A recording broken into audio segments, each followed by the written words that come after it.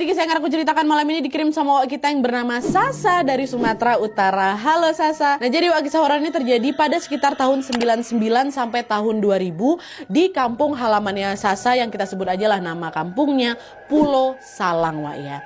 Nah jadi ceritanya mayoritas warga di kampung Pulau Salang ini beragama Kristen wak. Dan setiap memasuki waktu ibadah nanti bakal kedengeran lonceng gereja yang berbunyi dengan frekuensi cepat tanpa jeda selama 3 menit, ting ning ning gitu kan. Nah pola ini menandakan berarti lagi ada ibadah di gereja. Lalu pada suatu siang wak, pas warga kampung ini lagi asik beraktivitas seperti biasa, tiba-tiba mereka dengar lonceng gereja kembali berbunyi. Tapi kali ini pola bunyinya beda wak, bukan dengan frekuensi cepat tanpa jeda selama 3 menit itu, melainkan dengan frekuensi lebih lambat, berjeda sekian detik dan berlangsung selama kurang lebih 5 menit. Ting gitu. 5 menit kayak gitu. Nah pas dengar itu orang-orang langsung notice, ini bukan bunyi lonceng tanda ibadah nih, tapi ini tanda kalau ada yang meninggal. Siapa warga yang meninggal? Warga pun mulai ramai kan mencari tahu tentang hal itu.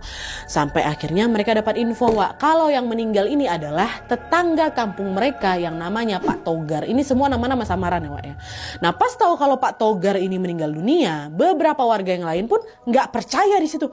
Ya Tuhan, Pak Togar meninggal. Padahal tadi malam masih ketemu loh sama aku. Pak Togar masih kelihatan baik-baik aja kata mereka. Iya Pak, saya juga ketemu sama Pak Togar. Nggak ada sakit-sakitnya. Kok meninggalnya mendadak kali? Terus ada warga yang nyaut. Pak katanya sakit jantung Pak.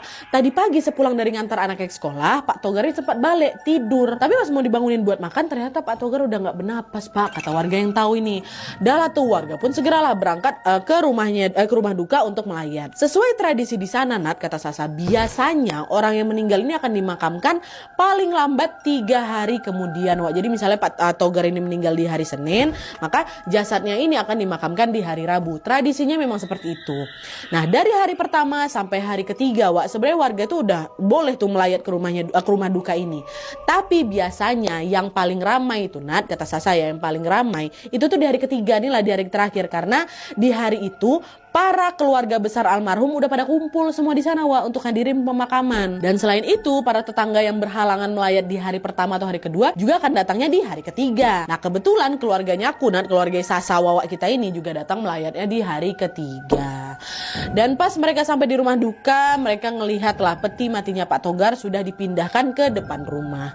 Lalu sore harinya pas mereka mau membawa jasadnya Pak Togar ini ke pemakaman untuk dimakamkan, tiba-tiba lonceng gereja kembali berbunyi wak, yang menandakan ada yang meninggal. Pelan, pola itulah. Kaget lah orang, loh ada yang meninggal lagi. Siapa? Ini warga lagi mau nganterin Pak Togar nih. Warga yang masih kumpul di rumah Pak Togar tuh mulailah ramai nih mempertanyakan siapa meninggal. Sampai akhirnya beberapa dari mereka bilang, Bapak Ibu semuanya tolong tenang ya. Ayo kita selesaikan dulu pemakaman Pak Togar ini dulu. Baru nanti kita cari informasi tentang siapa yang barusan meninggal. Kata warga di sana ya harus fokus ke Pak Togar dulu kan. Dah lah tuh. Proses pemakaman Pak Togar pun kembali dilanjutkan wak. Waktu itu ternyata nggak semua orang nih yang ikut ke kuburannya Pak Togar. Adalah beberapa dari mereka memilih untuk mencari tahu informasi tentang siapa nih yang barusan meninggal gitu kan. Sampai akhirnya diketahui lah wak, kalau yang meninggal itu adalah Pak Gultom, salah satu warga di kampung mereka juga. Nah berdasarkan kesaksian pihak keluarga wak, katanya si Pak Gultom ini hari itu lagi berbaring di kursi panjang dalam rumahnya. Lalu pas Pak Gultom ini dibangunkan sama anaknya, barulah ketahuan kalau Pak Gultom udah gak bernapas, meninggal kayak gitu aja wak. Nah mendengar info itu sama seperti Pak Togar tadi wak, warga kaget semua. Hah? Pak Gultom? Pada gak percaya semua wak. Kenapa? Karena baru tadi siang mereka masih ngeliat Pak Gultom melayat ke rumahnya Pak Togar. Terus Pak Gultom ini izin pulang duluan karena dia memang gak mau ikut ke makam wak. Nah dia balik sorenya meninggal. Meninggalnya emang semendadak itu wak. Tadi siang masih ketemu, sorenya udah gak ada gitu loh. Akhirnya di tengah rasa kaget itu warga pun segera kan rame-rame bergegas ke rumah duka untuk membantu mengurus jenazahnya Pak Gultom. Dan sama seperti tadi wak, Pak Gultom ini juga akan dimakamkan 3 hari kemudian. Masuklah di hari ketiganya meninggal Pak Gultom wak ya. Orang-orang yang melayat di rumah Pak Gultom jadi sama juga, jadi lebih ramai dibanding hari pertama dan kedua. Keluarga jauh udah pada datang dan juga sebentar lagi mereka akan mengantarkan Pak Gultom ke peristirahatan terakhirnya. Terus tepat ketika mereka udah depan rumah nih mau ngantar jenazah wak, lagi-lagi lonceng gereja kembali berbunyi yang menandakan ada lagi yang meninggal dunia. Makin kagetlah warga di situ. Ya Tuhan, ada lagi yang meninggal ini. Siapa? Nah, karena kampung mereka itu nggak terlalu besar, Wak, segala macam informasi pun dapat dengan mudah tersebar di situ. Nah, pada saat itu mereka dapat info kalau yang barusan meninggal adalah tetangganya mereka. Namanya Pak Albert. Kabar ya Pak Albert ini, Wak, juga sama. Meninggalnya juga mendadak. Nggak lama setelah dia melayat ke rumahnya Pak Gultom. Pihak keluarga bilang kalau awalnya Pak Albert ini cuma lagi duduk aja di kursi. Waktu itu dia diam aja, waktu dibangunin dah nggak ada. Udah kayak gitu sama, Wak. 3 orang meninggal mendadak di situ, Wak, ya. Jadi bisa sama kayak gitu tuh, Wak.